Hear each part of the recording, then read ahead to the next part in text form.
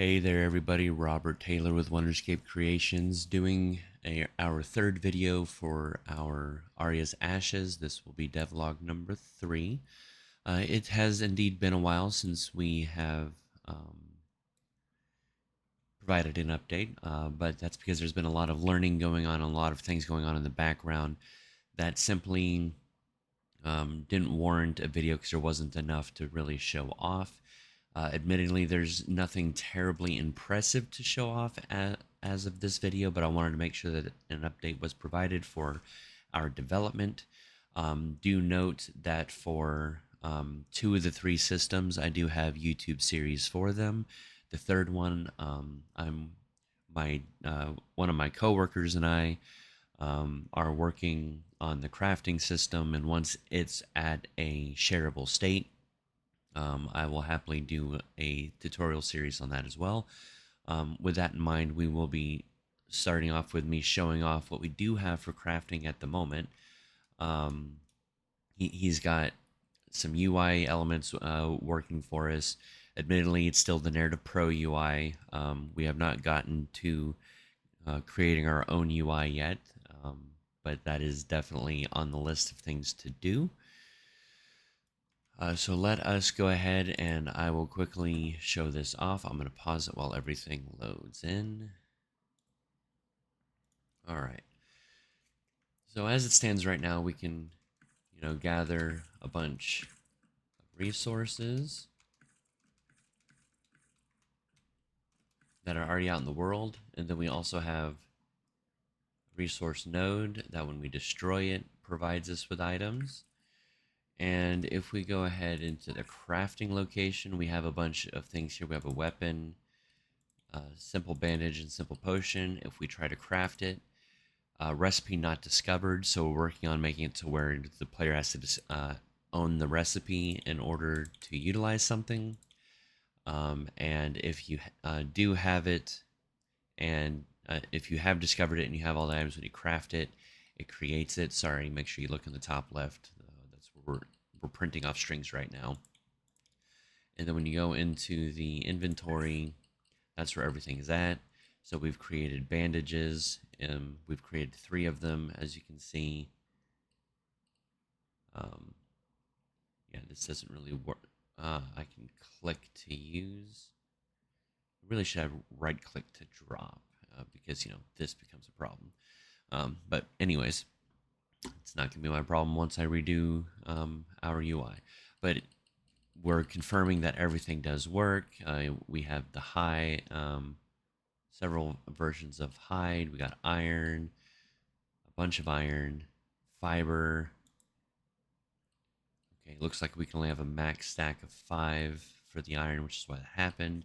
But this is our crafting as it stands right now. If we go ahead and jump into my test map over here,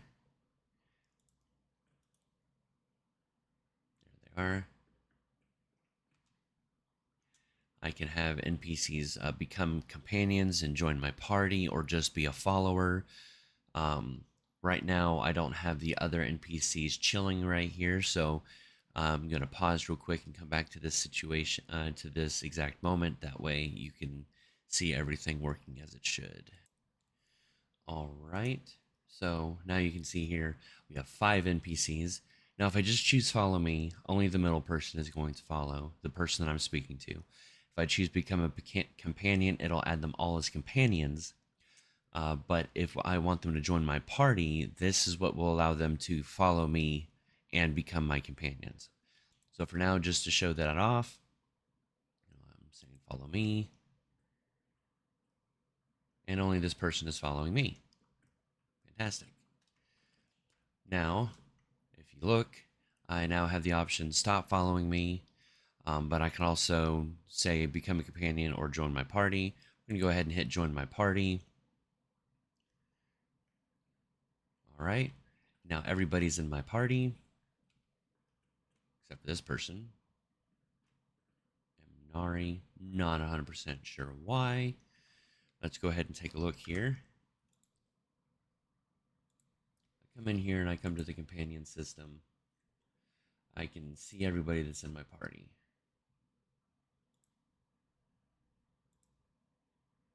Imbril, Trail, Braille, Adronia. Adronia is in here twice for some reason. It's supposed to check and not allow that, um, which is weird. So I'm glad that I found that bug, and it's something I'll address after this video. If I go ahead and I hit stop, I bet it's not going to happen again. I come here to Adronia, hit join my party, and I bet all 5 of them are going to follow now. Yep. All right. Now I know what to look for. All part of game development. Hadn't thought about something, but I know where to look for that.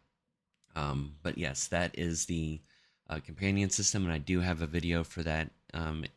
That is in my channel. I now need to edit one of my videos for the bug that I'm going to be taking care of, but that's fine. The other one being a relationship system, which unfortunately I no longer have in my map because I got it working.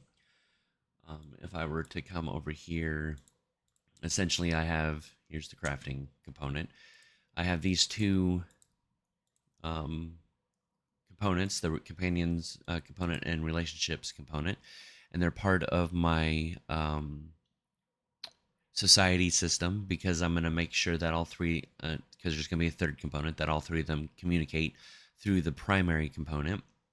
That way they don't know about each other, and it makes sure that there isn't any circular dependencies. So that is what we've worked on so far. As far as systems go, not a terrible amount has happened in our actual map, but we will go ahead and take a look at it real quick, and I will be back once it is loaded in. All right, so I've removed the PCG foliage for now. That way, if any landscape edits need to happen, or the visibility changed on anything, that it is indeed possible.